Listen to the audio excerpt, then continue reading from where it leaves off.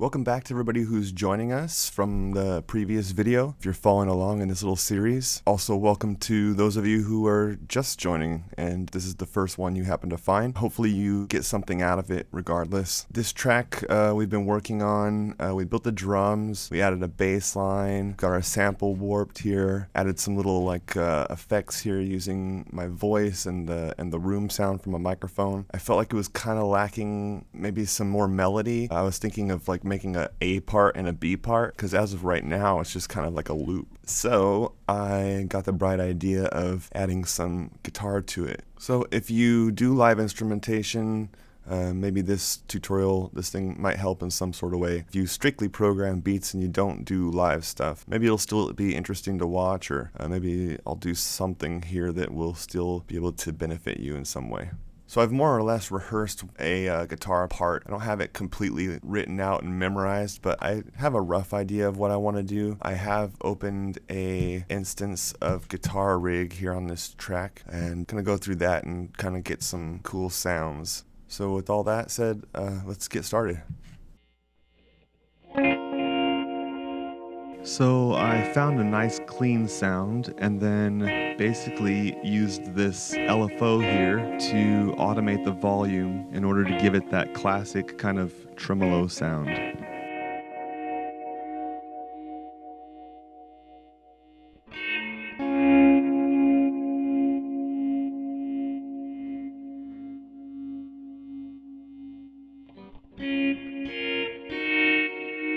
I'm just going to go in and make a few more small adjustments.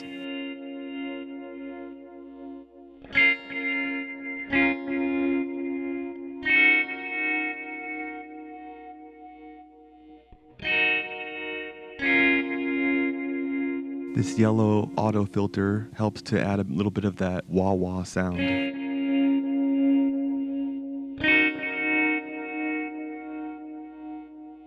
And up here is the amplifier simulation section. I can adjust this to make changes to the overall sound.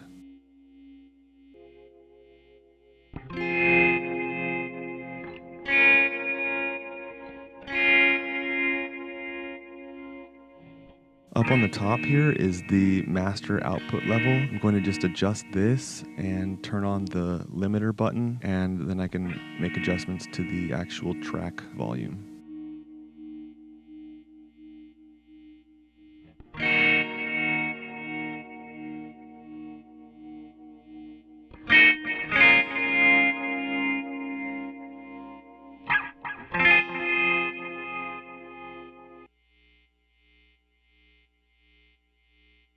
The last thing I'm going to adjust is this LFO. I want the volume cutoff to be really sharp so that it becomes quite drastic.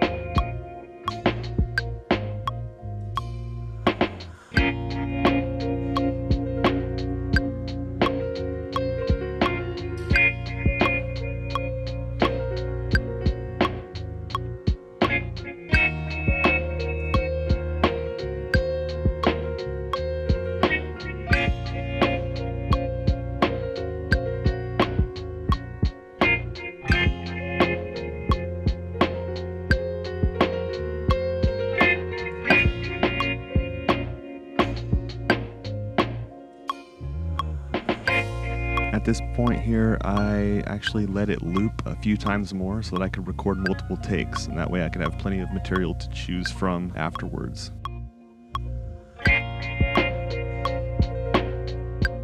Basically, I can use all of the material that I recorded to edit together one full piece. Any spots where I made mistakes or hit the wrong note, I can get rid of and replace that with the correct part. At this point, I go in and I listen to all the takes and I choose the material that I like the best. Make sure that I have one whole completed section that I'm satisfied with. And then I repeat that process and get a second section that I'm satisfied with. That way I have two different parts.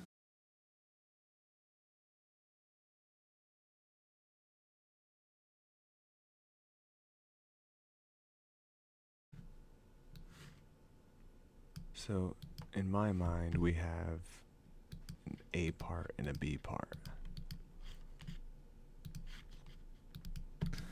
So at this point, all that there's really left for me to do is to arrange this thing.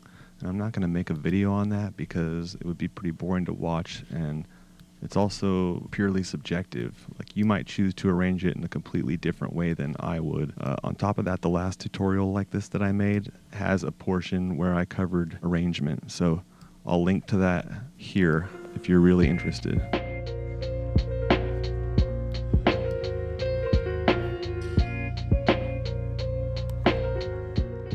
All right, everyone, thanks for watching.